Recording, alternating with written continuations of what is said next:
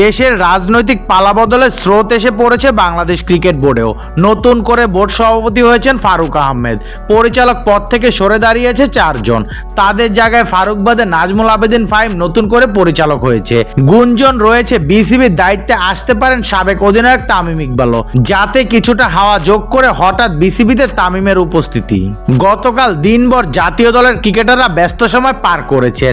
পাকিস্তানের বিপক্ষে ঐতিহাসিক টেস্ট সিরিজ জয় উপলক্ষে তারা দেখা করেন প্রধান উপদেষ্টা ডক্টর মোহাম্মদ ইউনূসের সঙ্গে। এরপর বিসিবির সভাপতির সঙ্গে আলাদা করে আলোচনা করতে দেখা যায়, যেখানে বর্তমান খেলোয়াড়দের মধ্যে থাকা ক্রিকেটারদের সঙ্গে উপস্থিত ছিলেন তামিম ইকবালও। যা নিয়ে গুঞ্জনের ডালপালা চলমান থাকা প্রশ্ন উঠেছে বিসিবির সভাপতির সামনেও। বৈঠক শেষে বিসিবি থেকে বেরিয়ে যাওয়ার পথে ফারুক আহমেদ বলেন, দেশের পরিস্থিতি সবাই জানেন, ওরা তো দেশের বাইরের কেউ না। খেলা নিয়ে সবার একটা দুশ্চিন্তা ছিল, তাই বিপিএল, ঢাকা প্রিমিয়ার লিগ এসব নিয়েই কথা বলেছে। এই তো গেল ক্রিকেটারদের সঙ্গে বিসিবির সভাপতির বৈঠক প্রসঙ্গ।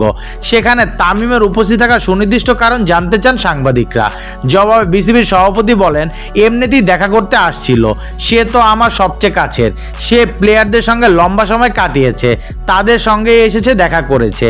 বিসিবির সঙ্গে ক্রিকেটারদের ওই বৈঠকে উপস্থিত ছিলেন অধিনায়ক নাজমুল হোসেন শান্ত, তামিম ইকবাল, মুশফিকুর রহিম, মাহমুদুল্লাহ রিয়াদ, মমিনুল হক, তাসকিন আহমেদ, লিটন কুমার দাস, মুস্তাফিজুর রহমান, মেহেদী হাসান মিরাজ, আফিফ হোসেন ও তাওহিদ হৃদয়।